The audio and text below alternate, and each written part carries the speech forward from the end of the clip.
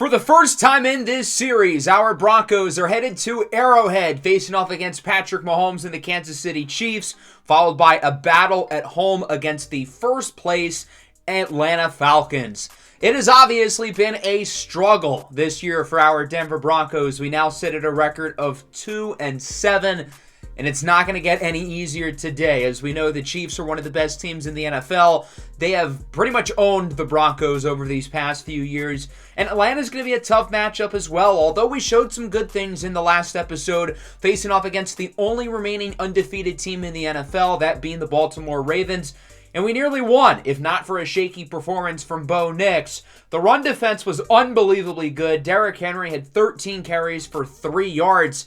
And he was lucky to finish with positive yards. That number was negative for most of the game. The Ravens have a strong offensive line, and obviously Derrick Henry is quite good, and our front owned him. But unfortunately, the offense did not have a particularly good day, which has been the case quite a bit recently, causing us to lose 7 of our last 8 games, propelling us towards the bottom of the standings. And again, it's not going to get any easier today with 2 more playoff caliber teams on the schedule, although that really doesn't do it justice for how good this Kansas City Chiefs team is.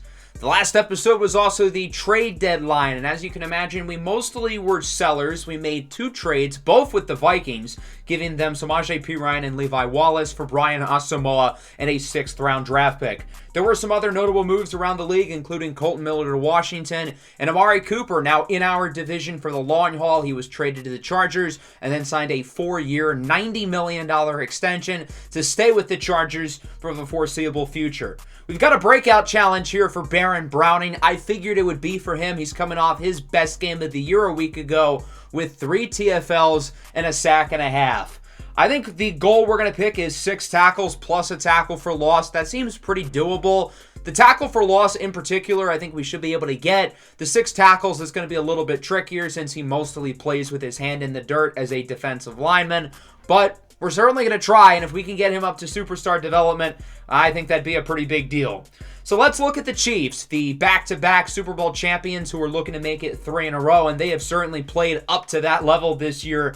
Patrick Mahomes, of course, is the best quarterback in the NFL. 99 overall. He's having the most efficient season of his career thus far. And if our defense is having trouble stopping mediocre quarterbacks, I'm nervous to see what we look like against him. They've got a strong skill position group with Isaiah Pacheco, Rashee Rice, and a very fast group of receivers, although Hollywood Brown will be out, but we'll get to see the rookie Xavier Worthy, a prospect who I've been very high on, and then Travis Kelce at tight end, arguably the greatest player at the position, if not one of. Their defense is excellent. Their offensive line is excellent. The reason why this Chiefs team is good is not just Mahomes, it's not just Reed, it's not just Taylor Swift's boyfriend, but this roster is incredible. They've drafted at such a high level over the past few years, and it's no secret why the Chiefs have won 2 Super Bowls in a row and have a very real shot of being the first team in the modern era to make it 3. Lucky for us, we get to play these guys twice a year, and ever since the Broncos won their most recent Super Bowl almost a decade ago, the Chiefs have pretty much owned us. So hopefully we can shock the world and maybe get the upset. 3rd and 5. Nix connects with Marvin Mims. Nice play after the catch, getting by multiple defenders. And he brings it past midfield for a gain of 20. Good start to the afternoon for Marvin Mims. And Denver's moving it pretty nicely here. 2nd and inches from the 23. Nix looking downfield. He's got Cortland Sutton trying to run by the defenders. He's not quite able to cut to the end zone. But he does get it to the 1 as the starting left tackle, Garrett Bowles, is hurt. That's certainly not good news as he is not expected to return to the game. 1st and goal. Nix rolls to the right, tries to scramble in, but he is tracked down from behind. And Kansas City's there with the sack. It's Mike Dana and furious George Karlaftis bringing him down. He only loses a yard, though. And on 2nd and goal, Javonte Williams walks the red carpet, and he is in for a Denver touchdown. A quick start for the Broncos, whose offense struggled a week ago. They move right down the field and make it 7-0. Promising start. We'll see if we can keep it going. Kansas City now with it. First play of the drive. Here's Mahomes under pressure. That ball's out! It's a fumble, and it's picked up by Browning! Baron Browning breaks a couple tackles, and he's gone! A scoop and score touchdown for Baron Browning off the strip sack by John Franklin Myers. That ball was clear as day out. No need to review it. An obvious fumble. And the Denver Broncos, in just minutes, lead the Kansas City Chiefs 14-0. A shocking start here on Arrowhead, and the Chiefs got to get their stuff together quick. There's the standout rookie, Xavier Worthy, with the first down to the 50-yard line. Of course, nobody in this rookie class, maybe nobody in the NFL, more dangerous in open space than he is. Sure enough, wide open, but Mahomes misthrows it. Worthy didn't turn around in time. I mean, that's about what I would expect when our white corner is in man coverage on Xavier Worthy on a streak route. So we are lucky that did not result in a touchdown. 2nd and 10. Mahomes looking downfield. He's got Rashee Rice, who brings it to the 17-yard line. Huge response for Kansas City. They've gotten into the red zone, and we'll see if they're ultimately able to capitalize and make it a one-score game. On first down, Mahomes has Rashee Rice. Hide your vehicles. Hide your car keys, because Rashee Rice is zooming. Maybe not 120 miles an hour, but he was going pretty fast there. 14-7 now. The Chiefs are back in the game, and Denver gets it back on offense. Javonte Williams to the right side has a few blocks. Nice first down run for Javonte before being pushed out of bounds by the veteran safety Justin Reed. From the 40 on 3rd and 10. It looks like a screen here for Javonte Williams. Tries to cut to the outside, but Nick Bolton, the talented fourth-year linebacker out of the University of Missouri, is able to track him down, and Denver's going to have to punt it away. So now it seems like the Chiefs are right back into the game after that horrible first 5 minutes. But we'll see if Denver can get a stop here on 3rd and 10. Mahomes up the middle, incomplete. Misfires for Worthy. Mahomes goes 0 for 3 on that drive, and that'll wrap up a pretty exciting first quarter.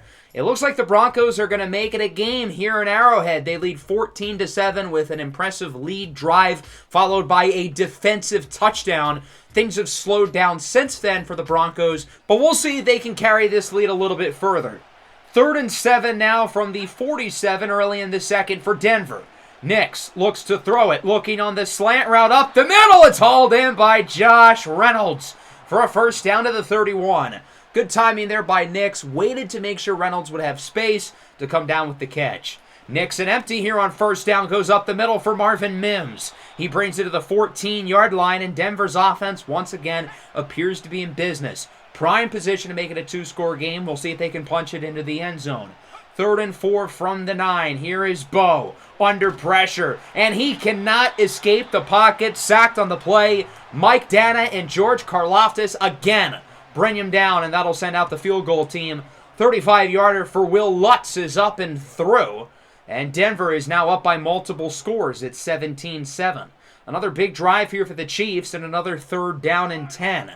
From the 28 with 6 to go in the half. Mahomes up the middle. Boink! Incomplete off of Kelsey's helmet. Mahomes has had a rough day from the fumble to another possession going 0 for 3. The last 6 offensive plays for the Chiefs have been Mahomes incompletions. What a hit there on the RPO. Cortland Sutton smothered in the backfield for a loss of 2. That'll make it a 3rd and 6. Nix again alone in the backfield up the middle. Another first down for Marvin Mims. I feel like the chemistry with Nix and Mims has really grown over these last few weeks, and Marvin Mims is really having himself a solid season. 3rd and 9. Nix, clean pocket, rolls to the left, can't find anybody open, so he's going to run with it. Big first down, but he fumbles it, and it's picked up eventually by the Chiefs. Nix was looking for some open space towards the middle of the field where he could slide. The problem is, as he was going to slide, he was met by a defender who rips the ball out. A potentially huge momentum boost here for Kansas City, as both QBs have lost fumbles today. Pacheco on the run loses 3. It's Nick Bonito who brings him down. The Chiefs have really not run the ball at all today after seeing what our defense did against Derrick Henry a week ago. 3rd and 13, Mahomes, incomplete again. Pacheco has the ball jarred out by Chris Abrams-Drain. Over his last 3 drives, Mahomes is now 0 for 8. That's bad. What's also bad was this blocking. Javonte Williams gets nothing on 3rd down. But back to Mahomes, he has played awful today. Now, his receivers have done him no favors, but against one of the softest covering teams in the NFL, finally, there's a completion, and it's a big one. Isaiah Pacheco annihilates the defender. That was Ronnie Hickman, who took a shot from the talented running back out of Rutgers, who brings it to the 30. Under a minute left in the first half. It's Taylor Swift's boyfriend who brings it to the 9. Gain of 21 yards. And the Chiefs are moving it well. We'll see if they can potentially make it a 3-point game. First and goal at the 9. Play action. Mahomes looking. He's got Rashee Rice. His second touchdown of the first half. And the Chiefs are only down by 3. Considering how poorly they started the game and considering how poorly Mahomes has played, the fact that they're only down by 3 is honestly kind of a miracle. Nix is sacked on second down. It's Tershawn Wharton who comes home, and that'll make it a 3rd and 17. Denver decided to call a timeout, interestingly, so obviously they will look to throw it. Nix goes short. It's caught by Troutman, who obviously does not get the first down. I called the timeout there because I want to be more aggressive against a team like the Chiefs. In a normal situation, I wouldn't have, and obviously it didn't really make much of an impact here, considering that would wrap up the first half. 17-14, Broncos with the lead. Haven't played that well over the last 15 minutes, but still, the fact that we're winning against the Chiefs, can't complain. Let's take a look at our halftime reporters. We'll start in Chicago. 2 top 3 picks at quarterback, battling it out. It's been a rough year for Caleb Williams, but it's been an even more rough season for the 1-win New England Patriots. This touchdown from Williams to Allen would help the Bears take a 13-7 lead over New England. Both quarterbacks, Williams in particular, have actually played quite well today despite their struggles in their rookie seasons. Let's head to Indianapolis. I feel like every Bills game we've covered has been a blowout in favor of the Bills. That's the case again here. They lead 17-3 with this touchdown by rookie receiver Keon Coleman, who has had an outstanding season. He's been one of the best receivers in the NFL this year. Him and Xavier Leggett, late first, early second round, those two guys have been unbelievable. Easily the 2 best receivers and maybe the 2 best rookies from the class so far. Let's head down to New Orleans. A defensive battle here in the Bayou. Falcons lead 7-3 with this lone touchdown from Ray McCloud. Of course, we'll get to see Atlanta next week later in today's episode as Atlanta looks to continue the stranglehold that they currently own above the NFC South, which I guess doesn't really say a whole lot considering the rest of the NFC South is pretty bad. But point remains. Let's go into the second half and let's find a way to win this game in Arrowhead against the Chiefs. I think we've ran the ball really well. Bo Nix has also looked quite good, especially when he's looked downfield, but I really want to continue to get this ground game going and try to run the Chiefs' defense down. Defensively, we've been outstanding. They have not tried to run the ball, and when they've thrown the ball, they've been pretty bad. Mahomes has only completed 40% of his passes, while Nix has completed 82%. What a catch, though, by Travis Kelce for a first down. Mahomes was lucky that Kelce was able to hang on to that one. Another bad throw in what has been an uncharacteristically rough day for Mahomes. 2nd and 1, under pressure. It's Baron Browning chasing him for a sack. There's the TFL he needs for the breakout challenge. His 3rd tackle of the day, so he'll need 3 more. Certainly doable. We'll see if he can get it done. A great play there by Browning, who now has 2.5 sacks over the last 2 weeks after just having 2 sacks through his first 8 games of the year. 3rd and 12. Mahomes looking. He fires for Kelce. Tight coverage by Brandon Jones, but that will go for a Chiefs first down, and they'll move the chains. Mahomes trying to make himself feel a little bit more comfortable, but his struggles today have continued. On 2nd down, threading the needle perfectly for Worthy, who gets it to the 12. Now that's a great throw by Mahomes, taking advantage of the clean pocket. He's able to find Worthy with space down the field, and the Chiefs now have it in the red zone inside the 5. 2nd and 1, short throw is caught. Mecole Hardman, the hero from the Super Bowl, is in for a Kansas City Chiefs touchdown. And just like that, the Chiefs are winning. You guys remember when we were up 14-0? Yeah, that was fun. 21-3 run for the Chiefs since as Denver looks to respond. 2nd and 2, flag on the play. Here's Reynolds with a huge gain past the 45. And lucky for us, it will not matter at all because this one is coming back. A holding against Quinn Miners, the talented right guard, who continues to be a major disappointment this year. He just has not taken that step that this team was hoping for after signing him to a big extension. We're going to go to the ground here on 2nd and 12, and there goes Javonte Williams down the field, past the 45 to the 43, and it's basically as if the penalty never happened. A huge gain for Javonte, his longest run of the afternoon and one of his longest of the season. Denver now with it at the 28. 2nd and 9. Back to Javonte with space up the middle. 1st and more as he gets around 19 yards. 11 carries and 91 yards on the ground for Javonte Williams, having easily his best game of the year. He has looked awesome today as he tries to get over the century mark in yardage for the first time this season. 3rd and 8 from the 9. Nix looking for the end zone. It's broken up. Josh Reynolds had it in his hands, but the star young cornerback, Trent McDuffie, is there to break it up. McDuffie, one of the best corners in the NFL already, as the field goal from Lutz is good, and the lead is down to 1. 21-20, Chiefs get it back. Looking to have a nice drive here on offense, looking to have Mahomes efficient as he was towards the end of the last drive. Problem is they go with a design QB run on 3rd and 8. Don't know what the thought process was there, and he gets maybe a yard. Jonah Ellis and friends bring him down. That'll lead to a punt, and Denver gets it back with around 20 seconds to go in the 3rd. From the 22, Javonte Williams to the left side. He breaks off the tackle and gets another first down to the 36-yard line. 12 carries for a $105 today for Javonte. Again, he has been awesome against this great Chiefs front. And through 3, we've got ourselves a ball game. 21-20, Chiefs with the lead. But this game is far from over. Let's see if we can continue to look to pull off the upset here in Kansas City against the Chiefs. 2nd and 10 from the 36. First play at the 4th. Javonte with another juke move and another first down. This is easily the best game since the ACL injury a couple years ago for Javonte Williams. You have to feel really good for him given the amount of setbacks he's dealt with thanks to injury, as Josh Reynolds gets a tough first down reception. 3rd and 6 now from the 37. Nix connects with Mims, who is just shy at the yard to gain. In a normal situation, I'd probably kick the field goal, try to take the lead. But we're playing against the Chiefs. I want to be aggressive. I don't think 3 points is enough, even with their offensive struggles today.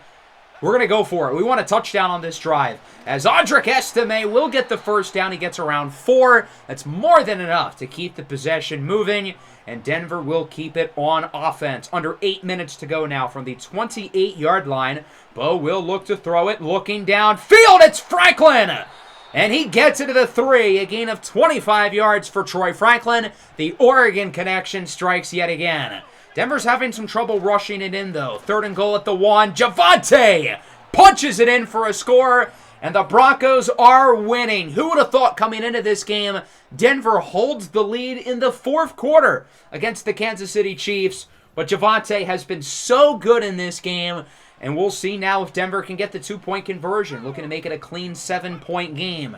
Back to Javonte, and he is right back in. It's an octopus. An 8-point possession for Javonte Williams. I hope you started him in fantasy today because, well, his numbers are pretty darn good, and his play certainly backs that up.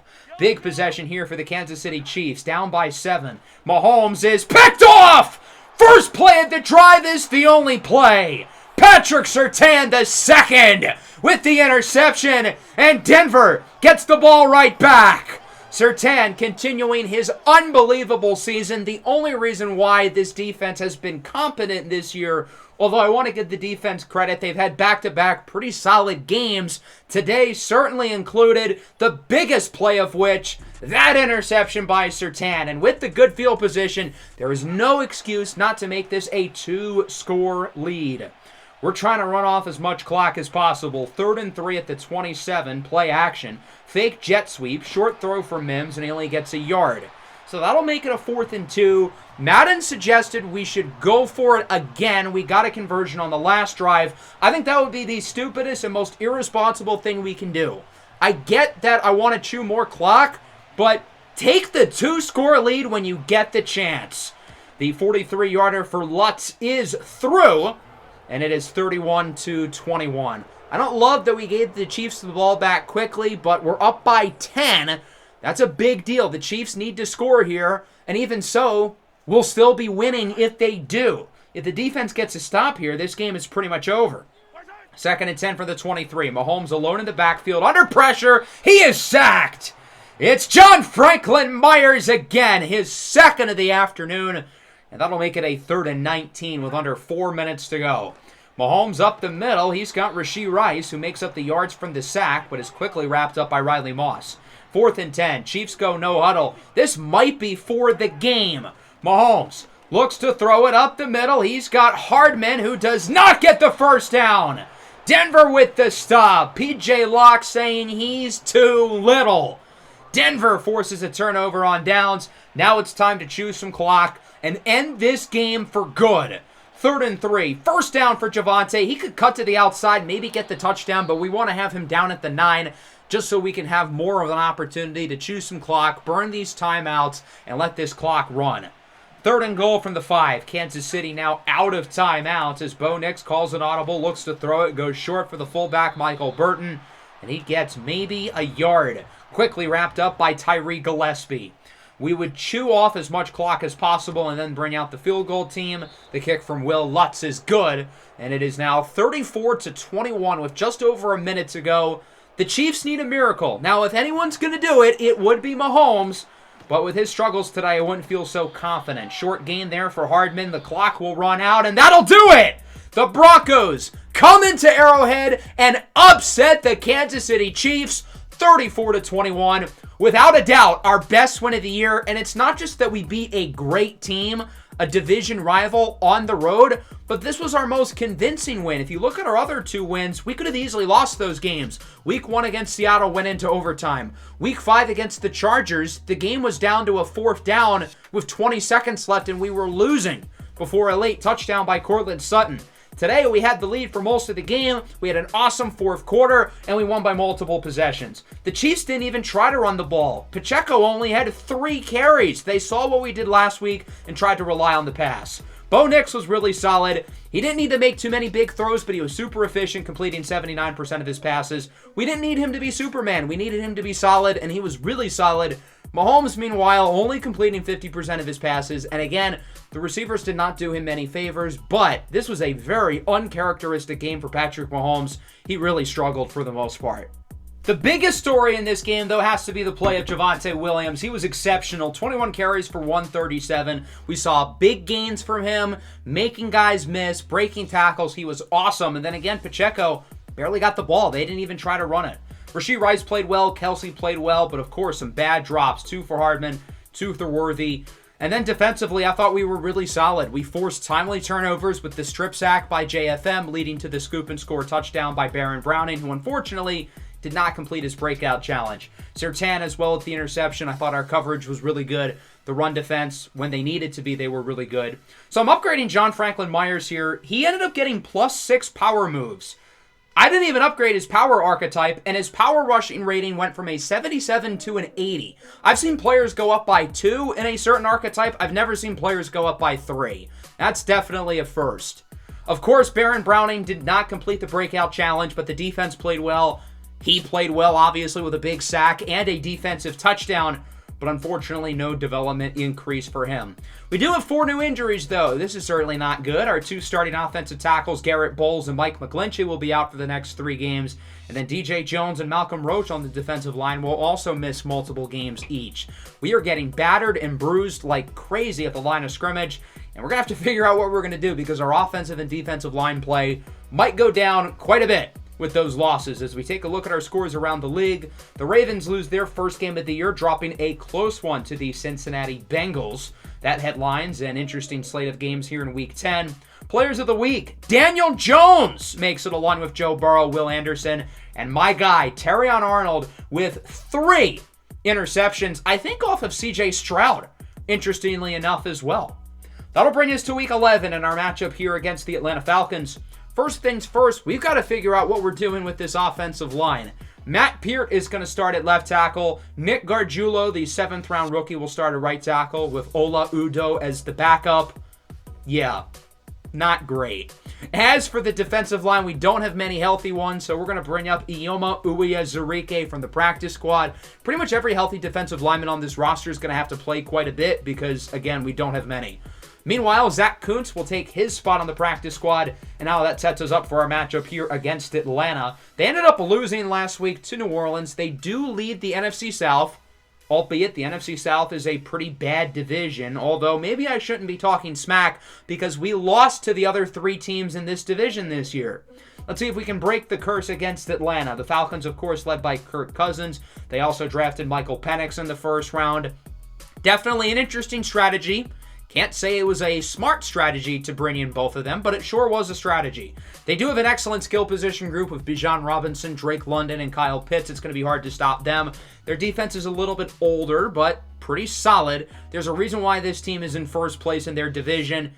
Is it mostly because the rest of their division sucks? Yes, it does. But the Falcons are certainly no slouch, and they're looking to come back after a tough loss last week where they were ahead at the half against New Orleans. Should be a fun one here, returning home, and a fun spirit here in Denver. Not to say the Broncos saved the season last week because we're still 3-7. I don't want to get ahead of myself, but there is some more optimism with this team. We just went into Arrowhead. We just beat the Chiefs, our largest margin of defeat of the entire season, and hopefully we can carry this momentum into the second half of the season and look to win some more games. That starts today against the Falcons, who will start with possession of the football from the 23. Kirko chains on first down up the middle. He's got Drake London, the former top 10 pick out of USC, who gets a solid gain for a conversion. 3rd and 1 now from the 49 for Atlanta. Cousins looks to throw it again. Up the middle, misfires. And the Denver defense gets a stop. They'll get it back on offense, coming off a very strong performance last week, specifically with the ground game. 3rd and 7. Nix looks to throw it under pressure. He connects with Sutton for the first down. The interesting thing about our receivers, if you look at our top 3 in terms of stats this year, Sutton, Mims, and Reynolds, the 3 of them are all within 2 receptions of each other. It's been a very balanced offense in terms of the passing game.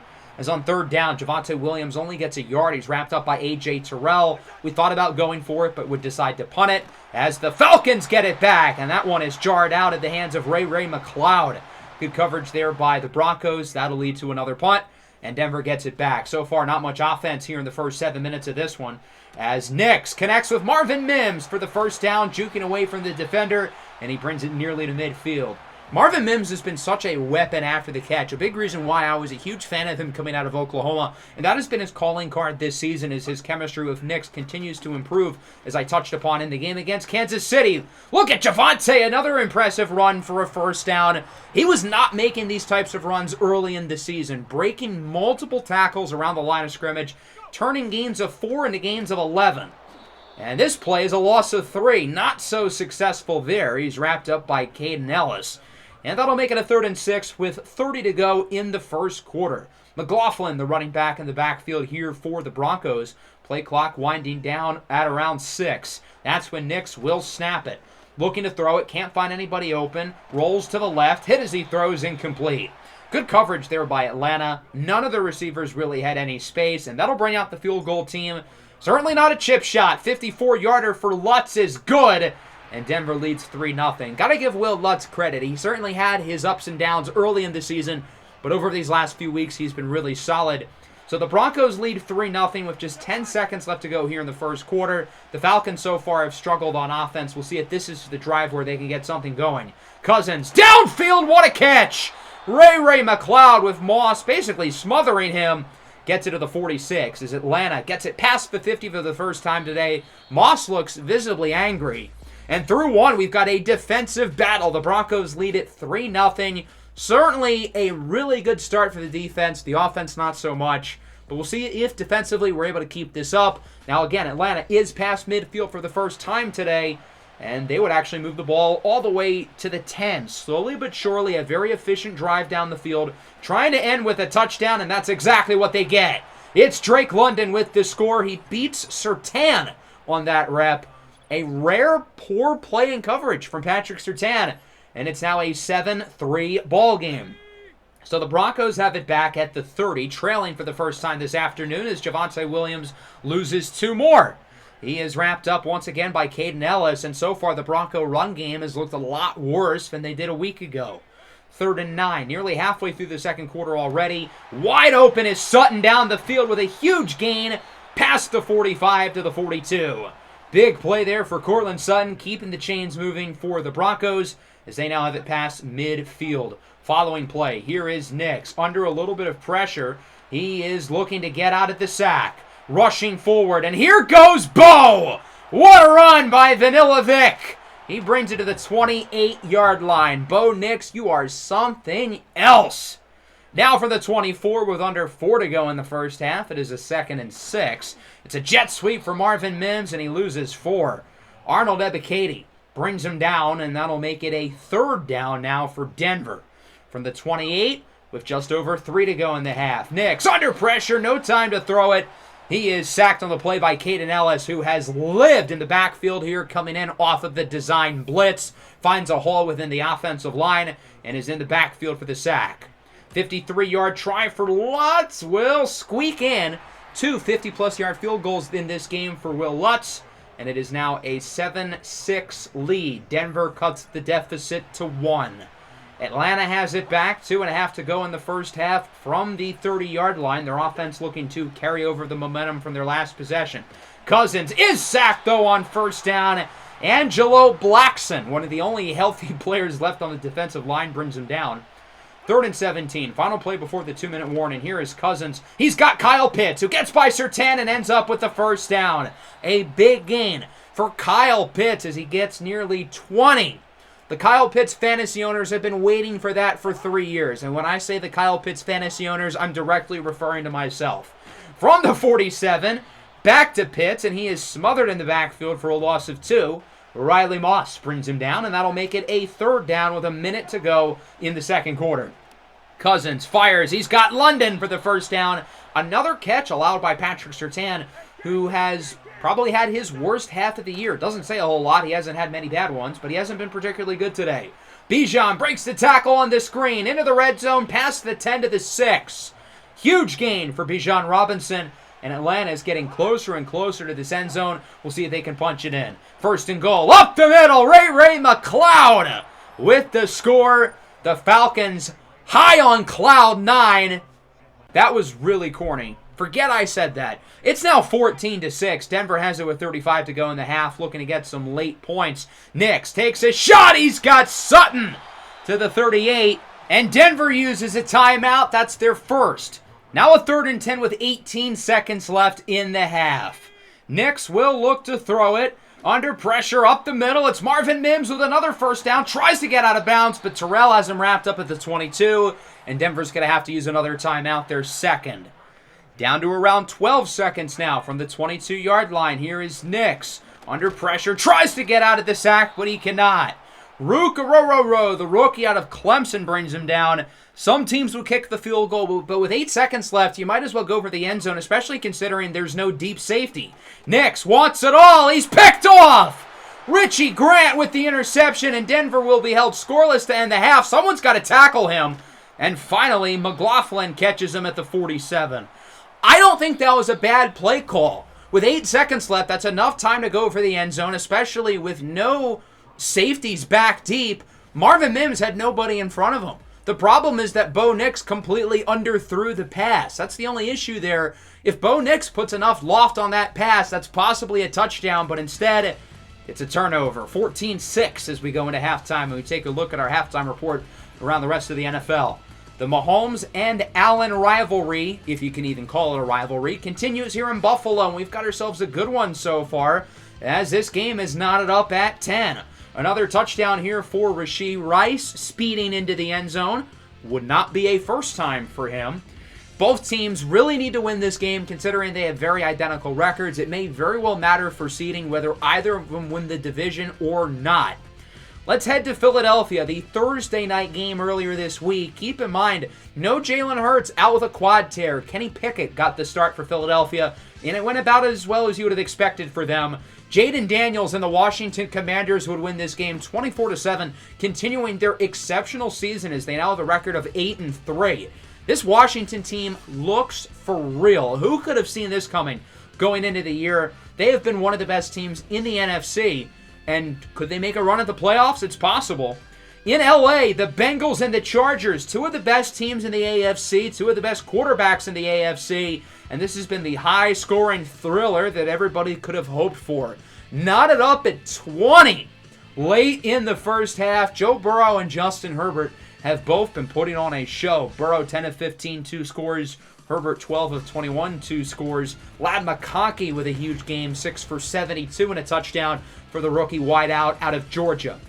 As we go into the second half, I certainly need more out of the offense. The run game's been a lot worse than it was last week. I think we've thrown the ball decently, minus the interception, which was a horrible throw. And then defensively, our coverage has gone right back to being soft. Why can't we cover like we did last week against Mahomes? We make every other quarterback look like Mahomes, and then Mahomes looks like Daniel Jones against us. It doesn't make sense. On second down, Bo Nix is sacked. It's a loss of 3.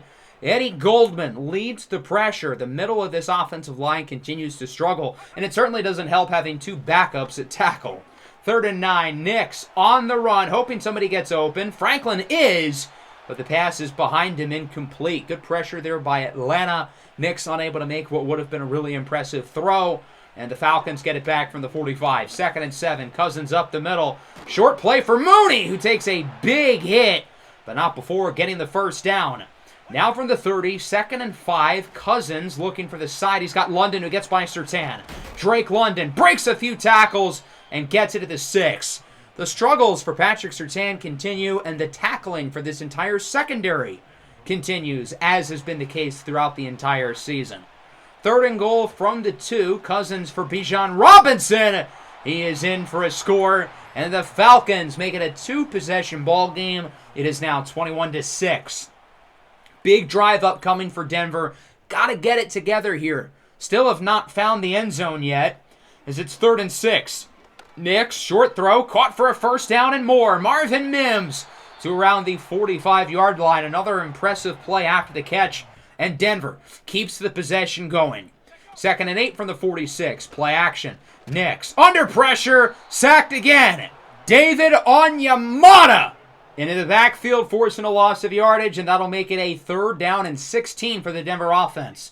Nix calls for an audible. Will look to throw it. Has a lot of guys going deep, but wide open on the slant route. It is Marvin Mims for the first down to the 39. Mims has had himself a day, really playing well for this offense. Got to be nearing 100 yards through the air at this point. 2nd and 4 from the 33. Nix, downfield is a wide open Sutton, but it's broken up. Again, that should be a touchdown. Cortland Sutton was wide open. Bo probably should have thrown the ball a little bit sooner, but at least he saw the read. Just underthrown again. 2nd time he's done that today. On 3rd and 4, Javonte is close, but no cigar. Wrapped up there by a few defenders, and that'll make it a 4th and 1. Field goal keeps it a 2-score game. We got to go for it. We got to go for the touchdown on this drive. Nix looks to throw it. Short pass, caught by McLaughlin. 1st and more. Whoop! Jukes away from Jesse Bates and is wrapped up all the way at the 5-yard line by A.J. Terrell and Matt Judon. Huge gain for McLaughlin, as that brings us to what will be the final play of the quarter with 1 second left on the clock. Mims in motion, jet sweep. Whoop! Marvin Mims breaks the tackle. He is in. Denver finally with a touchdown. It took him 3 quarters. But Marvin Mims, Marvelous Marv, is in for the score. 21-13 through 3. A huge drive there for Denver to put themselves back into the game. Now, we still got some work to do. Our defense hasn't played great, minus the first quarter. Our offense, other than that last drive, has only scored 6 points. The Falcons still have the edge. They still have the momentum. But if we can get a stop here, we might be in business. From the 41-yard line, first down for the Falcons. Cousins looks to throw it under pressure. Robinson smothered in the backfield. He loses 4. Alex Singleton brings him down, as it's now a 3rd and 9 for the Falcons with around 8 minutes to go. Kirk Cousins up the middle, incomplete. He was looking for Mooney. Good coverage by Chris Abrams, drain. So there you go. Denver gets a much-needed stop, and now the offense has it back. Touchdown and 2-point conversion would tie it. Nix misfires on 3rd and 8. McLaughlin was open, but the pass was underneath and behind. So Denver has to punt it, and Atlanta gets it back. 2nd and 4 from the 48. Around 6.5 to go. Kirk Cousins looking towards the sideline. He's got the first down. It's McLeod. Can somebody please explain to me why Ray McLeod is a wide receiver, wears number 34? That's, like, actually disgusting. Short throw, caught for another first down. This time it is Darnell Mooney who gets it to the 25. The Falcons are in the red zone. Even a field goal makes it a 2-score lead. And with under 5 to go, here's Cousins looking deep. It's Ray McLeod again. his second touchdown of the afternoon, and Atlanta adds to the lead 28-13, and now there's got to be a real sense of urgency for our offense. Down by multiple possessions, not a lot of time left. Marvin Mims breaks the tackle, gets the first down to the 40-yard line, and we've got to go no huddle. We do not have time to spare. 2nd and 10, 4:20 left to go in the game. Here is Nix looking downfield. He's got his tight end, Greg Dulcich. Jukes away from Jesse Bates. Dulcich runs upfield, and he gets around 24. Big gain there for the tight end. Denver's got to keep going quickly, though. Again, they don't have much time to waste with under 4 to go. 2nd and 10 now from the 36. They're going to run the ball with Javonte Williams. Atlanta didn't see that coming. First down to the 25. Denver again goes back to no huddle. Following play, Nix on the run, fires for Cortland Sutton, who is close, but no cigar, gets it to the 1. Now Denver's having a hard time punching it in. They're trying to throw the ball to conserve clock, but it's now a 3rd and goal. Nix on the run, just wants some space to throw it away, but he cannot! He is sacked for a loss of 10. Huge play there from Caden Ellis and Taquan Graham. The Broncos are now backed up at the 11. 4th and goal, Nix looking for Davon Vele, and it's caught, but he's out of bounds. Now he's going to overthrow it. Okay, didn't think of that during the interception at the end of the first half. Atlanta's not really going to be able to choose some clock here. They would waste about 14 seconds. Now Denver would have to burn some timeouts, and they'll get it back here at the 42. Under 100 seconds to go in the game. Nix connects with Marvin Mims for a first down to the 44. Got to keep things going. No huddle. Move quickly. Following play up the middle. It's Marvin Mims again with a huge gain, being chased behind from multiple defenders, including Justin Simmons, the longtime Broncos safety, a storyline that we really didn't talk about going into this game, but of course, this is his return to Denver. From the 11, that one is caught for a score. It's Josh Reynolds with the touchdown. A fast drive from the Broncos. It's 28-19. The booth would ultimately review it, but instead, I think we're going to look at this replay to admire the toe drag from Josh Reynolds getting the feed in. The call in the field would unsurprisingly be confirmed. It is a touchdown, and we will go for 2. Try to make it a 7-point game. We're going to need an onside kick regardless, but let's see if we can punch it in. And Jaleel McLaughlin, untouched, 28-21. Now Denver's got to go for the onside with just over a minute and a timeout. With the game on the line, ball still on the ground, and Atlanta recovers it in the nick of time. That was a close one, but the Falcons scoop it up, and the Falcons will win it. 28-21, your final. Atlanta improves to a record of 7-4, while the Broncos drop to 3-8. This was definitely not our best performance. Credit to the guys for staying in it late, but unfortunately, it was too far gone as we drop our 8th game of the season. I still feel like this is a successful episode. We played against 2 teams that are better than us, and we won a game. We upset the Chiefs on the road, so that's pretty cool. The run defense, again, was ridiculously good. Our run defense was horrible through the first 6 or 7 weeks, and now all of a sudden they're unstoppable against some great rushing attacks. Today, Bijan Robinson got nothing going. Now, that doesn't really matter when the opposing quarterback completes 86% of his passes. Another very soft day in coverage. As for Bo Nix, total opposite of last week. He wasn't efficient, but he made a lot more big throws. On the ground, nobody ran it all that well, but Atlanta in particular really struggled in that regard. 8 for 135 for Mims. He was really good. Sutton was also over 100 yards. London and McLeod played well for Atlanta. Patrick Surtain really struggled with Drake London. And then defensively, Onyemata played well. Caden Ellis was flying around the field. And of course, the interception by Richie Grant, I feel like, was probably the most deflating offensive play of the game. Now, luckily, we wouldn't get any new injuries this week, unlike the game against the Chiefs, so that's cool. Here's a look at the scores around the NFL here for Week 11. As for your players of the week, Caleb Williams for the Bears. He's really figuring things out, playing a lot better, joined by Joe Burrow, Leonard Williams, and Tony Adams. Why is his head so big? Huh. Anyway, that'll bring us to Week 12. In the next episode, we've got the Raiders also planning for a prospect profile, as we're going to go over the offensive skill position players in this year's class. Certainly an area I think this team could certainly look to improve upon. Hope you guys enjoyed the episode. Make sure to leave a like and subscribe to the channel if you are new. Peace out.